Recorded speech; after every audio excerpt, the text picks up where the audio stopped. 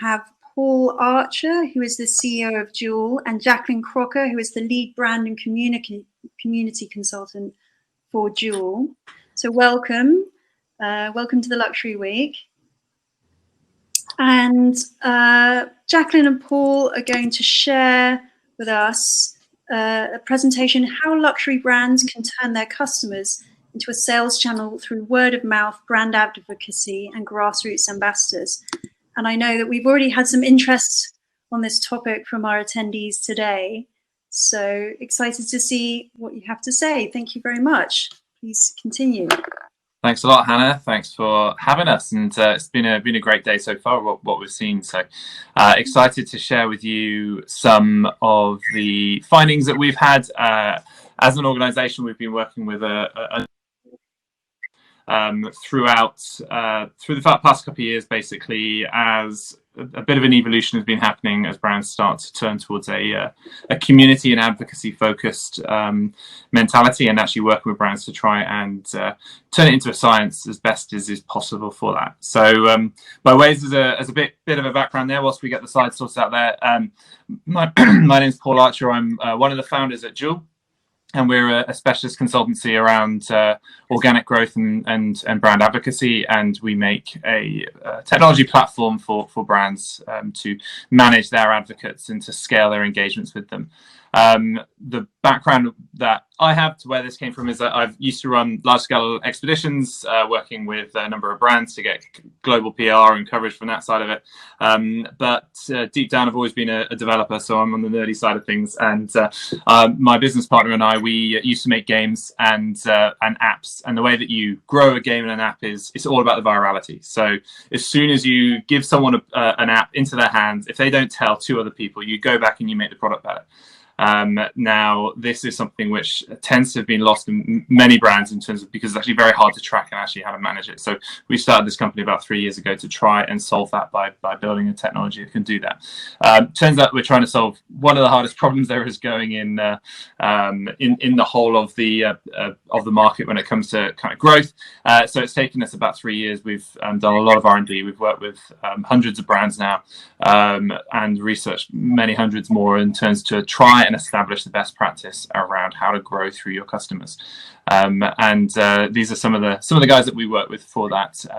But we couldn't have done it if it wasn't for superstars like Jack, who I think probably knows more about the topic of growing through grassroots communities than anyone else after a time at Lululemon. Jack, do you want to give us a quick intro? Yes, I do. Thanks, Paul. Thanks, Hannah, for having us today. So, yeah, I'm Jaclyn, and I am the lead branding community consultant at Jewel alongside Paul. And a little bit of background how I ended up here today is I spent almost a decade with Lululemon, both in Canada and Australia. And Lululemon is a company. What's really interesting to note about them is that they've integrated this core community-based approach to growing a brand into the overall business organization since day one. And what that really means is that they've really been able to tap into creating relationships with customers and creating grassroots approaches to storytelling on the ground in every market that they've ever been in. So the North American market is quite strong. It's been around since 1998.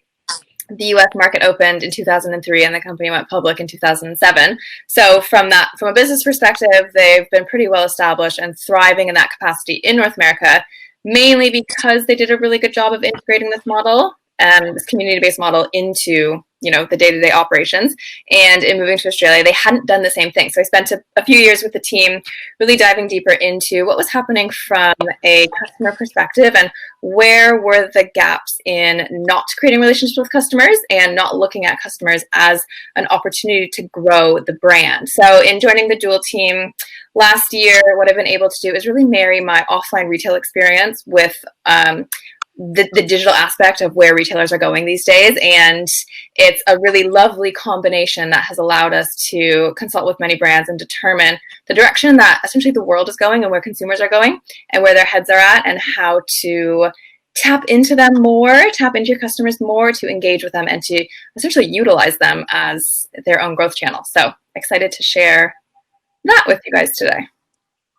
Cool stuff. So what's going to happen in this session is we're going to run you through a little bit of learnings that we've actually developed in the methodology over the past couple of years, and in particular look at some case studies.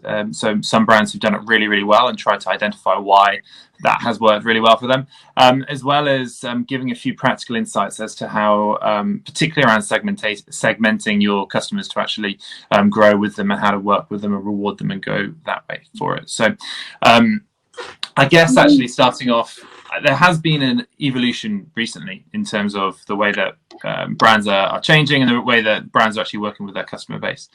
I think our slides might have paused there for a second, but turn my screen off so that you have more space on the screen. So sure thing. Thanks.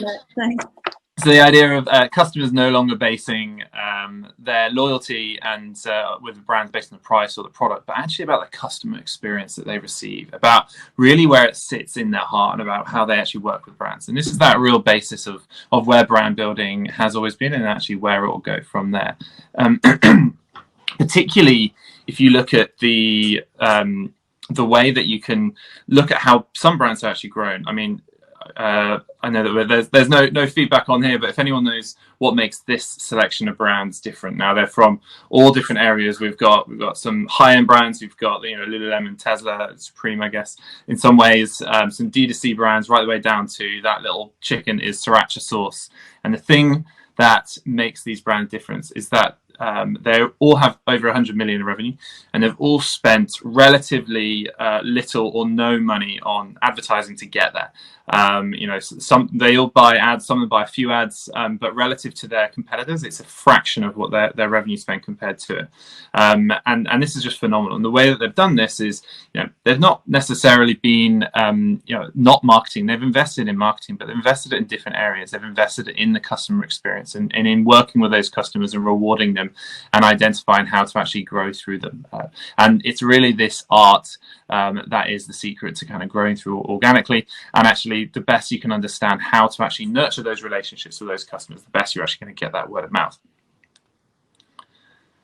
So you can really see a difference between an average brand and a true brand, a great brand. Average brands are those brands that you'll see who've spent money acquiring customers, and you'll see that every customer can be attributed directly to an advert, particularly if you're looking at it from a digital media perspective. Now, the difference between a true brand, however, is they still spend money just like everyone else, but they provide such an incredible customer experience is that customer then goes and buys again. And then that customer then tells their friends, and then they tell their friends, and they buy again. Much more stickier, because actually word of mouth, in terms of actually the brand building, when you've been told by a friend, you actually get closer to the brand straight away. You arc the trust gap massively fast, so you can start building as a brand this engine of growth. And this is the dream. This is what we all kind of want to work towards. But it's not quite as easy as you'd think. But there's some basic kind of tenets of how it works. And it's all about understanding how to nurture those advocates. And so these are your top fans. And we'll go into this in a bit more detail in a bit. But basically, the key thing is that brands at the moment that everyone really, that are growing the fastest organically always stand for something. And I think in luxury, that often is the case of standing for luxury in and of itself and for the sake of fashion in many cases. Others, great examples of sustainable brands, brands that stand for something around passion points that people just love. Sports, think of brands like Rafa and other niche, well, not that niche anymore, but sports that people really enjoy. And then once you've got that core basis, we've identified 5 principles that you can work upon to actually carry on and continue that flywheel of growth. And the first one is the idea of long-termism. You always look not to the next month or to the next quarter's results. You're thinking about, how do I invest and I can build this great relationship so this customer continues to buy next year, the year after, and 5 years after that. And if you treat them in that way, then you actually operate the business in quite a different way. And then the next one is almost a permission to play one, the idea that, you've got to be honest, generous and authentic. It feels like everyone feels that way. However, it is so important, particularly the idea of generosity, always giving if there is the ability to give within your capacity. And I think this was particularly prevalent during COVID. And as you've seen, the brands who were winners through this, the ones who instantly were generous, the ones who invested in community previously, but then were very generous to that community during it and have come up doing very well with it. Now, the next one is the idea of a remarkable customer experience. And so this is a literal sense of the word remarkable, in that you give a customer experience that people feel compelled to remark upon to their friends. And this is obviously the first seed of word of mouth. And you can do that in multiple different ways. And then the next two are the ones that are a bit more niche, the ones that those first three people tend to do pretty well. However, this idea that constantly seeking feedback to improve, establishing connection loops with your customers to actually get them to constantly tell you what they like, what they didn't like about your product, about the experience, about your comms, about the way that they felt when they went through, and then also getting deeper understanding as to who those customers are, so you can really tailor their experience into this niche perfect customer for your brand, and to establish those feedback loops with the customers, but also all the different parties involved in it. So the resellers, your ambassadors, your retailers and stores and everyone in between, constantly creating and asking for feedback is vital to that. And the final one is this idea that every brand is a network, and great brands have built a network and have understood that in that network there are these multiple communities that sit within it. Just like I was talking about the retailers, you've got your customers, you've got ambassadors, you've probably can segment it in many different ways, but understanding how you work with each one of these and how they are integral to actually building that brand and that brand network is the key to actually getting that word of mouth. And once you've started doing this, it's not about doing a referral code that gives someone a bonus for a bonus and referrals. If you're able to invest in all of these kind of things, then your customers who love you, that top 10-20% of customers who are real fans of what you do, they will feel overwhelmingly compelled to share it with their friends. And it's those conversations that you cannot track, those conversations that happen in the cafe, in the pub, at home, through WhatsApp, that you'd never hope to track and you don't even want to track. But if you actually invest in that high level areas, you're going to get that from that grassroots up there. And it's and that's how that flywheel starts to spin.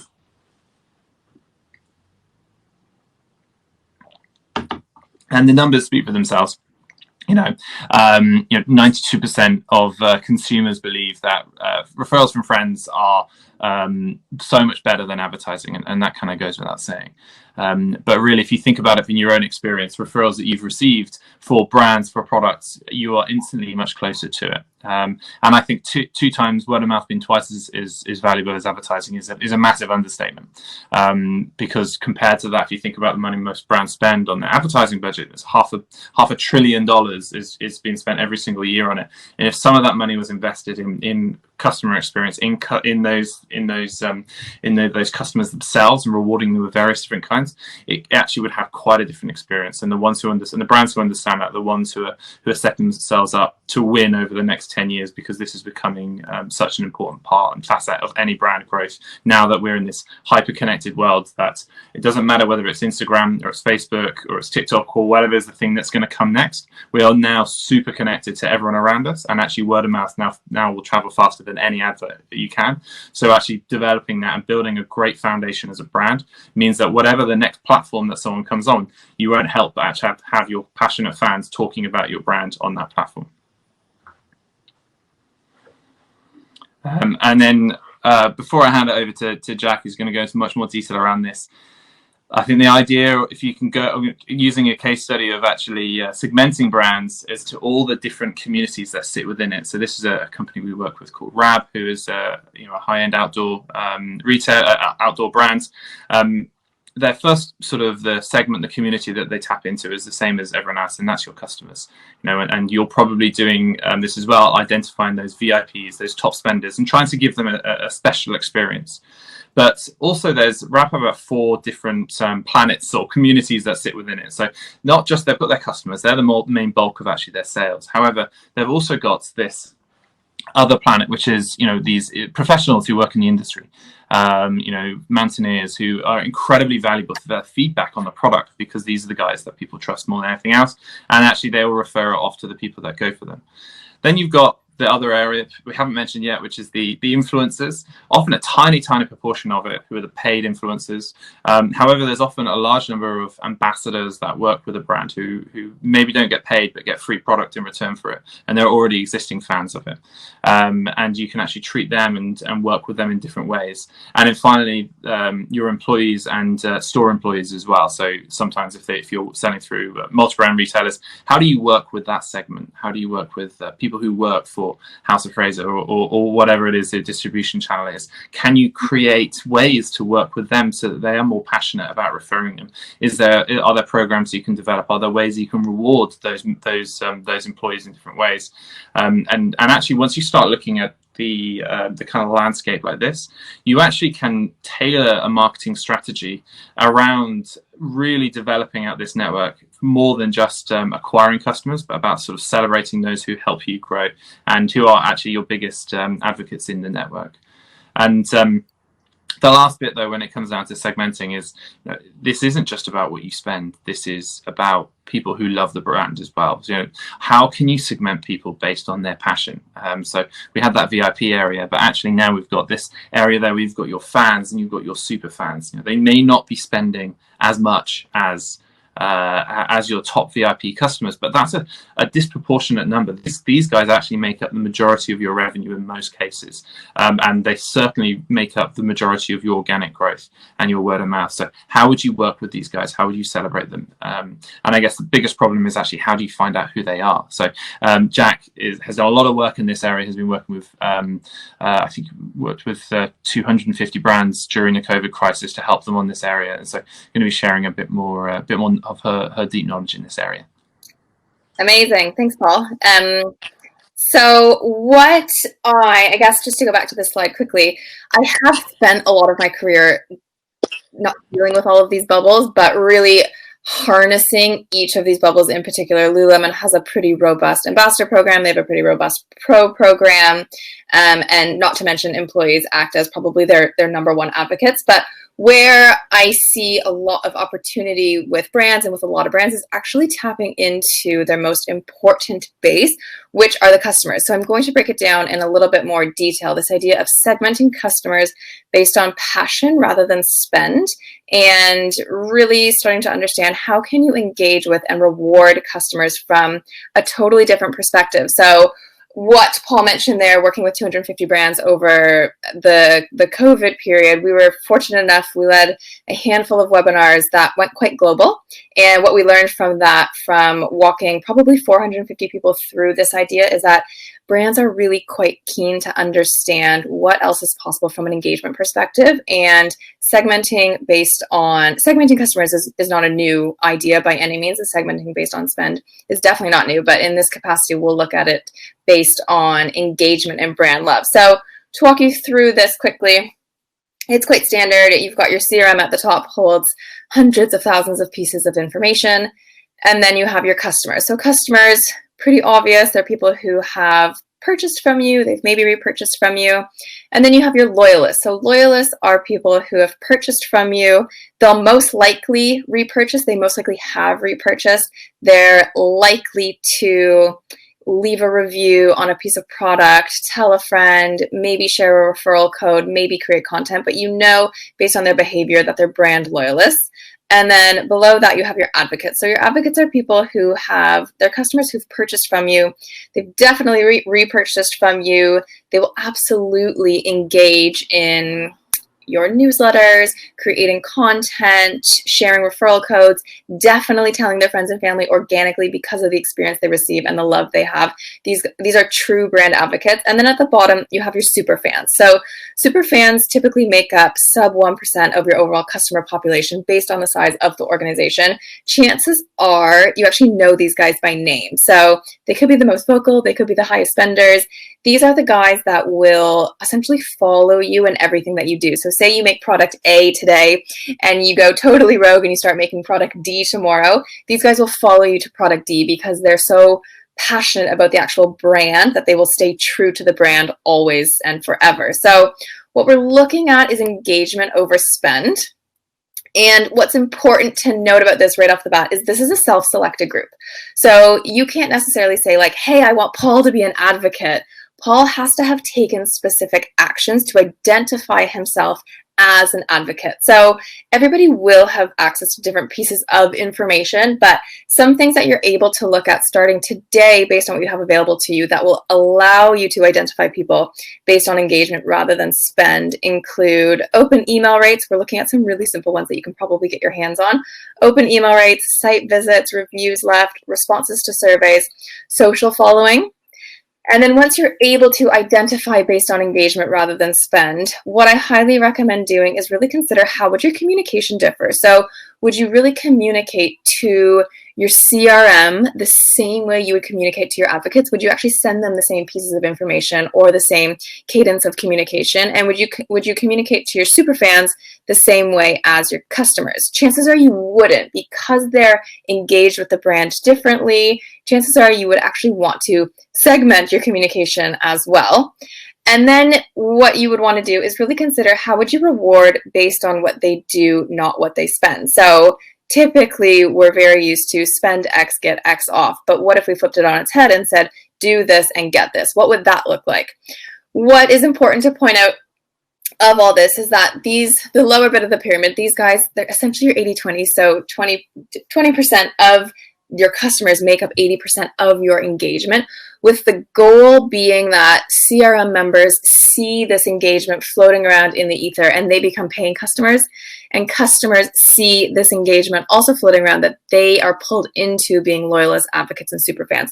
So ultimately they become more valuable to a brand, both, yes, from a spend perspective, but also what they're creating from an engagement perspective for their own personal networks, which is what allows them to be seen as essentially their own growth channel. So once you've done that, what you want to consider is what you do with them. So when you've been able to identify customers and segment based on passion rather than spend, what happens next? So what you could do is create a channel that allows customers to self-select into groups and segment themselves. What this could look like, it could be a newsletter, a closed group, pre-registration for early access. It could be based on their purchase style, type, repeat rate, feedback form. Ultimately, give your customers something to do. Give them a way to self-select. So anybody could really sit there from your team, from your CRM team, and go through customer data to select on their own. It's a relatively lengthy process, or you can give your customers a channel to identify themselves and self-select into. And then consider, from a brand perspective, what do you want to know from them? So are you looking for product feedback, brand feedback, market research, or are you just looking for value-add engagement? Are you not actually looking to know anything specific from them, but you want to give them this experience that Paul spoke to at the beginning? Is there something that you want to add value to them and to their lives through brand storytelling and through what you stand for as a brand? And can that be done through a channel like this? And then what you would want to do is consider, how do you encourage and reward this behavior? A very hot topic in the climate that we're in is cash flow, and that leads to the question around discounting and missing selling through particular seasons recently. So is this how and who you discount to during this time? This is a very powerful way to do controlled discounting. So rather than sending out a blanketed discount to say your entire CRM, do you actually only discount to your loyalists and advocates because they deserve it? So they've taken really specific actions that identifies themselves as deserving some sort of discount. And in that capacity, you're entirely protecting brand integrity, and you're discounting to those who deserve it the most and who will come back to you as a brand. And then the final question is, how do you do all this? So what does this mean, and how do you create a channel? It's actually quite simple when you think about it. It's very back to basics. So on one hand, it's just using a really simple Excel spreadsheet to export all of the customer data that you have and then segment that way. And then if you want to get a hold of people, so in the second point there, I say, what do you want to know from them? If you're dealing with, or if you're looking to interact with superfans and advocates first, chances are that they'd love to speak to you on the phone. That your superfans are so loyal to you and they will do everything you do, that they would be so beyond appreciative and supported that a brand reached out to them to get their insights on the phone. If you're looking to tap into maybe a bit of a larger group of customers, specific emails, and then an even larger base would be going to your social channels. So just to walk you through some examples of brands that have done this in different ways. So Glossier is an example. Glossier started as a blog in 2014, built up a really passionate and loyal following, and then the Glossier founder released a product after that. So she already had this really passionate customer base. Glossier has identified 150 super fans, and they've put them in a closed Slack channel. So this closed Slack channel is the channel that they have identified in order to interact and engage with this particular group of people, and in which case they act as product testers. The design team is in the channel as well, and the customers, these super fans, are able to interact and communicate directly with the designers and give real-time on-the-ground market research and feedback based on products and based on what they're experiencing. Because of this experience, these 150 paying customers feel so exclusive and loved by the brand that their storytelling to their friends and family is quite dramatic. So these 150 customers act as a really powerful sales channel and a really powerful channel for growth for Glossier. North Face is another one. So they have their VIP program, which they call their loyalty program. And when you sign up for this, you can click on different tasks or activities and complete things. So say, for example, the photo of this blue jacket up here, when I clicked on it, it said, what color do you want to buy for your next purchase? And it was a photo of this jacket in 12 colors. What I would have to imagine it's doing is collecting really specific information around how the buying team should buy next season into breadth and depth of colorways. And then specifically this snow sport, where do you practice it? It asks, where do you visit? What ski hills do you visit in the winter? And I would have to imagine that is notifying or allowing the North Face team to be more specific with how deep they buy and into what markets they buy into. And when customers are able to engage in something like this, they feel as though they're giving really powerful feedback. And then when they see it come to life the following year or the following season, they feel entirely listened to. So the North Face has created a loyalty group as a channel to engage and hear from customers.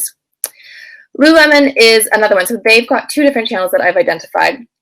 The first one is their ambassadors. So their ambassadors, they're a very global program. They're influential players in all markets who fit the brand ethos. And they have created an ambassador channel for influential mavens in markets who have strong followings to communicate and to be brand storytellers.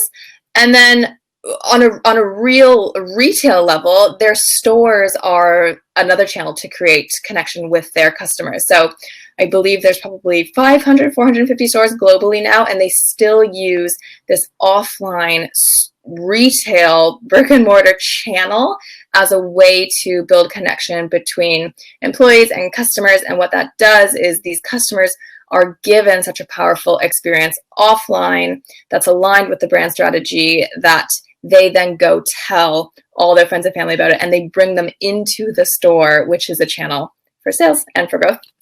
And then finally, Monica Vinader. So these guys are a luxury jewelry brand here in the UK, and they have created an advocacy program for their most influential players across their global markets. And we've created their insiders program for them. And what they've done in this case is they have given insiders who act as influencers and micro-influencers a channel to engage with the brand, to communicate with the brand, and to communicate on behalf of the brand.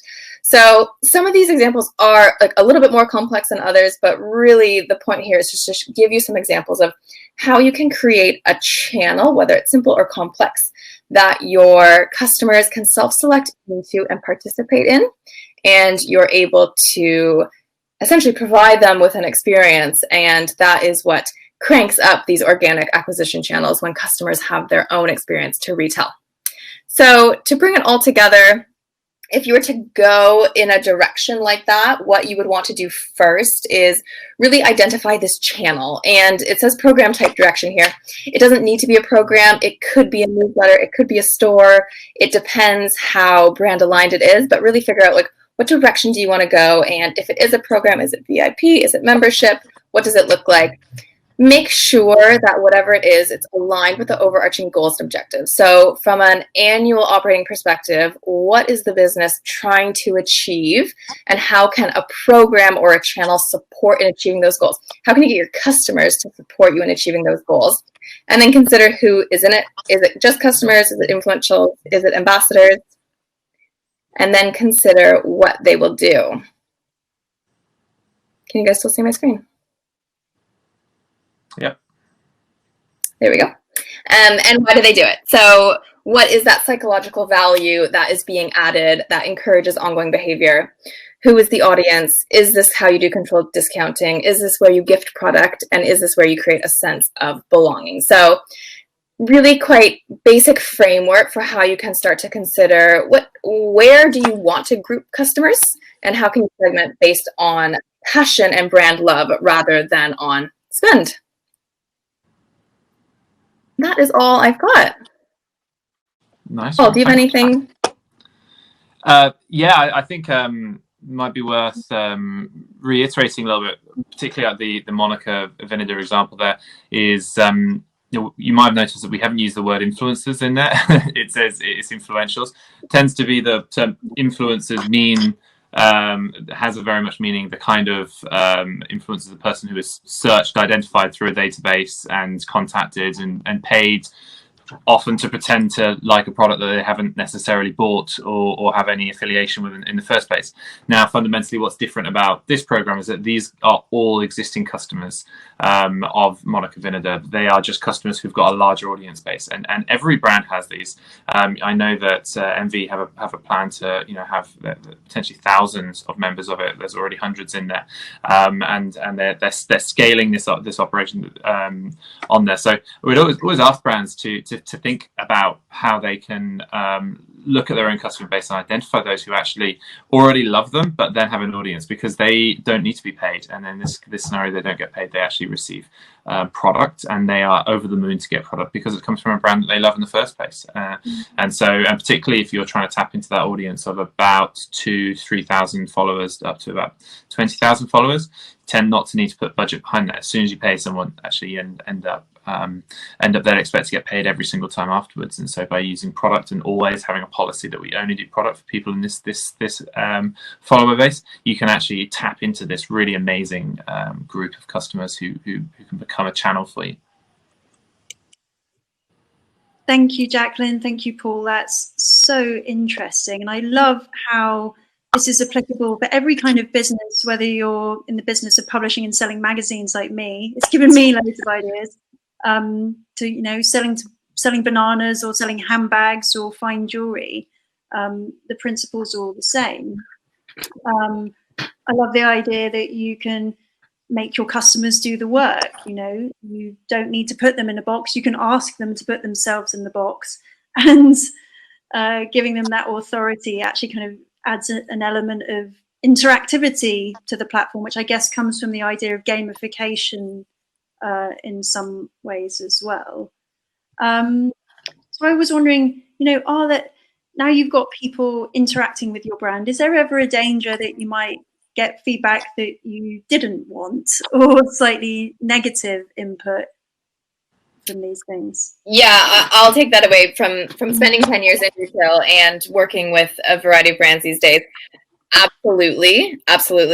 No feedback is bad feedback. Every single brand needs to hear the negative feedback from consumers, from their customers. At times, I don't want to classify everybody as this, but super fans will be quite vocal at times.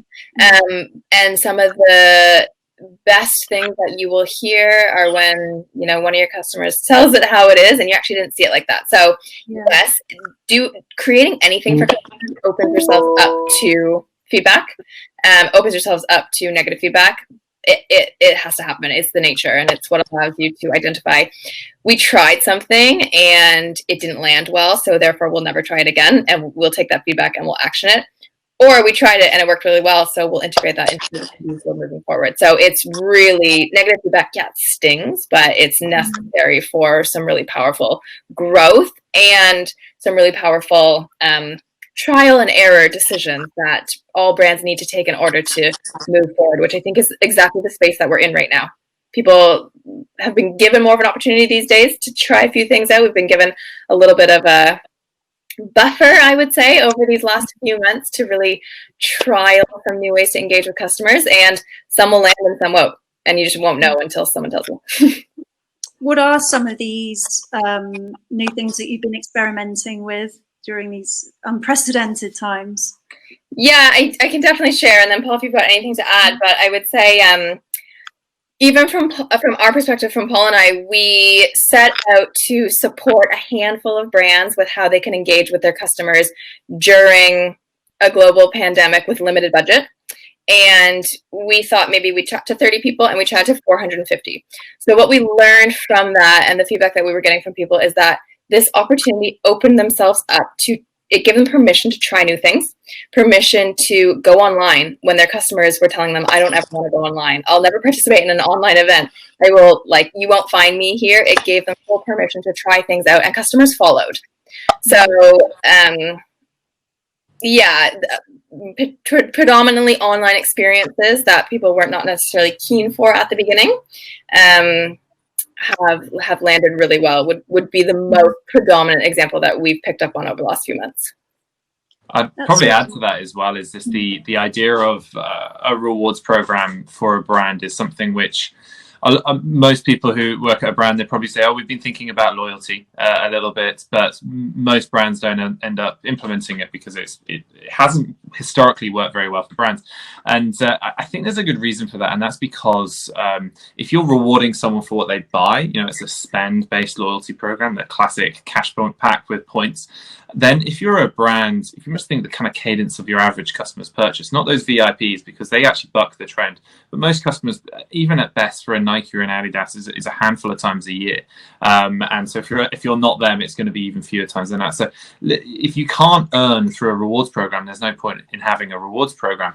But what we've seen really change recently is that there has been a shift in mentality, and it's particularly spearheaded by the direct-to-consumer brands. And I know that we're obviously here to talk about luxury, and I think that when it comes to innovation, they are certainly the ones to be looking at. And they're looking at more of a membership model. They're looking at the idea of you've got this idea of community and connection to a brand, and actually taking that to another level where I want to be a member, I want to be associated it, and then actually tiering that with various different tiers in that. And so what we've found, and we've been pushed by our customers and through the platform to actually drive people to be creating rewards programs that based around membership, but rewards programs that reward purchases as you'd expect, but rewards programs that actually reward people for all the different activities that they can undertake as well. So posting to social, going to events, completing challenges, creating content, and actually working and feeling free to actually use those less than perfect piece of content and probably less than perfect people as well in that content that they use that, and use that as an integral part of the marketing. And that was a trend that we started to see, but it's accelerated massively because actually when it comes to content creation, people have got during the lockdown, people have no other option apart from that, and so it's accelerated that kind of adoption. So it gives you the freedom to maybe ease off a little bit on those brand guidelines and actually start to work and collaborate with your fans to use them, because they will love you even more for it. I think that's really interesting, actually. As a magazine publisher during the lockdown, it's created a level playing field where nobody's had access to professional photo studios, or very few people have been able to generate this kind of content. So there is perhaps less of an expectation to have these perfect images featuring perfect models, which definitely feels more inclusive and makes the customer feel like they are the influencer in the campaign as well.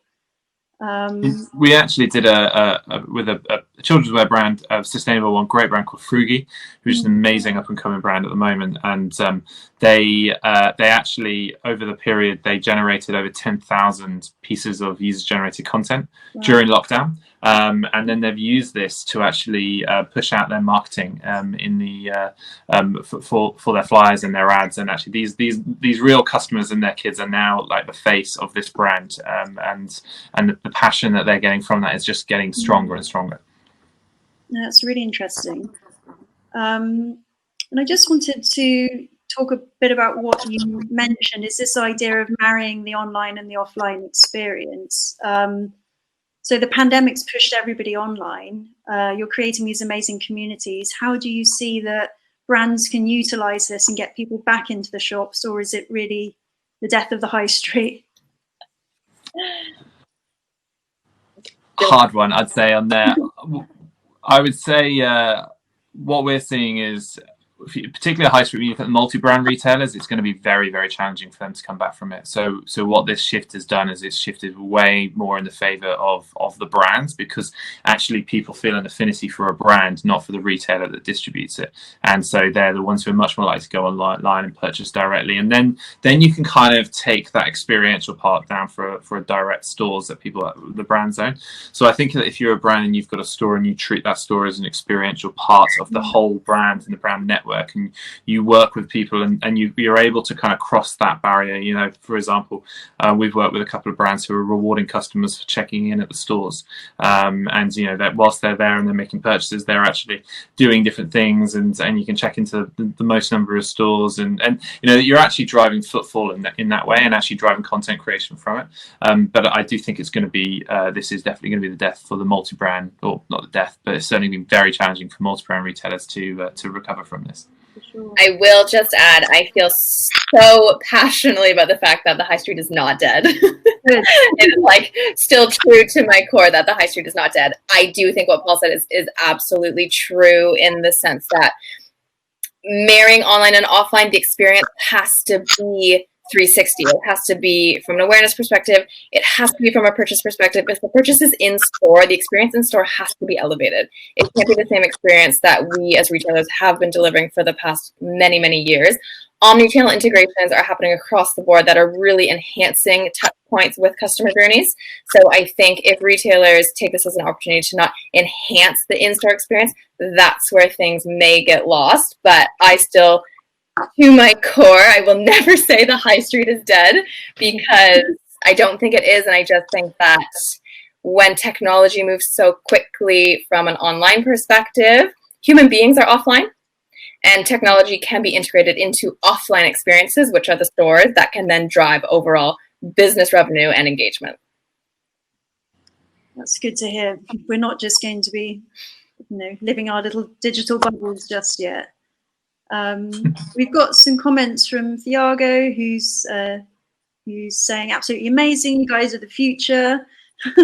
Have you guys worked with international brands? How to bring international customers from different cultures together? It's a very interesting question. We haven't, as far as I'm aware, Jack, if you can remember, I don't think that we've done it from an international side of things. And the main reason for that is our work with Jewel is on a strategy level, and then our software is powering these rewards programs. And much of that is actually creating a personalized one-to-brand, person to brand experience, rather than a peer-to-peer experience. And the reason for that is actually a lot of the times we're seeing that brands are using Facebook groups as their main channel for peer-to-peer experience on there.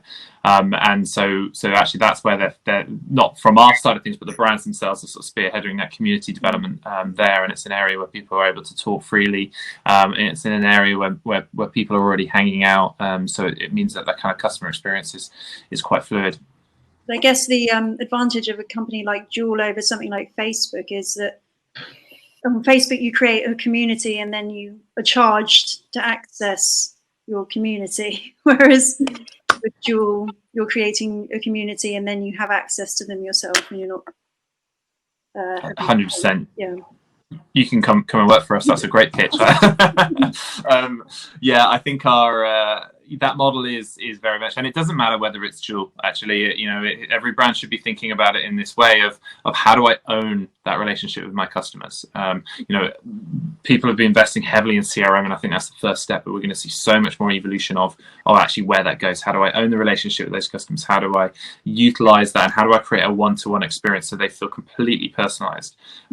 We do it by creating a portal that they can complete challenges and earn rewards and things like that as part of a a program, but that you can do that in your CRM as well, and you really think about how do you work with them in different ways, as Jack was saying about self-selecting people in. We do I know it's probably not connections there, but we do have a number of workshops for brands who are trying to figure out that as well. So get in touch with us through the website, and we can point you in the right direction. That Jack runs a few of those, and they're pretty good, particularly working on the idea of ROI and how do you put a dollar sign next to an advocate, which is really the holy grail. I think that's a really interesting comment, and coming from a print magazine background, and obviously you're a digital marketer, so as marketers, is the importance of tracking every single piece of analytics and seeing who sees that. That's something that you can't do with print magazines, and that's the difference between real life word of mouth and something like a sort of brand advocacy program. Do you think there's still a place for advertising that is not tracked and you can't sort of pinpoint the data as well? I personally believe that's going to be one of the making a resurgence in the idea of the brand marketer is going to be coming back, and I think it's an interesting generational thing. I think if you started working 5 to 10 maximum years ago, then nothing but the ability to attribute every single dollar spent through what is probably the most remarkable sales machine anyone has ever built, which is Facebook ads and Google ads. They're just phenomenal. But actually now the cost of those has been increasing. I think 50% it's increased in the past 3 years. So most brands who established it very well like 5 years ago are now having their margin, and they've established margins that work. They're now having those margins eroded quite considerably, and they're desperate to find other solutions, ways that they can actually grow organically and actually retain those customers better. And I think that brand marketing activity, that idea of you don't have to measure everything that you do, but you shoot from the hip and you do something that feels good for the gut. Those are and actually you look at those brands that we said, the ones that don't spend money on ads and things like that, they work intuitively. But it's very easy to be intuitive when you really deeply understand your core customer base, because you just do it for them and you do it for this community, and you don't really have to think twice about it because you know instinctively what's right, and therefore that you're able to invest in a way, even though you don't necessarily get the measurement from that, your brand will continue to grow. And I think you'll see a bit of a comeback for the brand marketer over the next 5-10 years. That's so interesting. Thank you. So as we're heading towards the top of the hour, I'll just see if we've got any more questions coming through.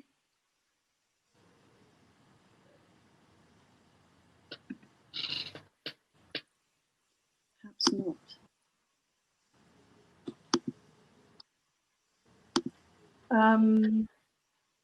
If not, I just had one final question for both of you, just to wrap up our first day of the luxury week. Start with you, Jaclyn, ladies first. What does luxury mean to you?